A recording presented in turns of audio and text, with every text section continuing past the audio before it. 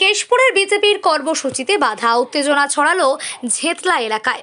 পশ্চিম মেদিনীপুর জেলার কেশপুর ব্লকের 14 নম্বর ঝেতলা এলাকায় বিজেপির একটি কর্মসূচিকে কেন্দ্র করে উত্তেজনার সৃষ্টি হয়। অভিযোগ, ওই কর্মসূচির সময় তৃণমূলের এক পঞ্চায়েত সদস্য বিজেপি কর্মীদের উদ্দেশ্যে জুতো প্রদর্শন করেন, যা ঘিরে পরিস্থিতি আরও উত্তপ্ত হয়ে ওঠে। বিজেপি প্রার্থী শুভেন্দু সামন্ত এই ঘটনার তীব্র নিন্দা করে বলেন, তৃণমূলের এক পঞ্চায়েত সদস্য সমাজ বিরোধীদের মতো আচরণ করেছেন। এই ধরনের ঘটনা গণতন্ত্রের পক্ষে অত্যন্ত উদ্বেগজনক।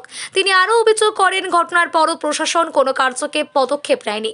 ঘটনাকে কেন্দ্র করে এলাকায় রাজনৈতিক চাপানোতর শুরু হয়েছে, যদিও এই বিষয়ে তৃণমূলের পক্ষ থেকে এখনো পর্যন্ত কোনো প্রতিক্রিয়া পাওয়া যায়নি। দেখুন, একটা মহিলাকে লাগিয়ে দিয়ে এরকম করতে দেখুন। হয় দেখুন, জুতা মারছে দেখুন।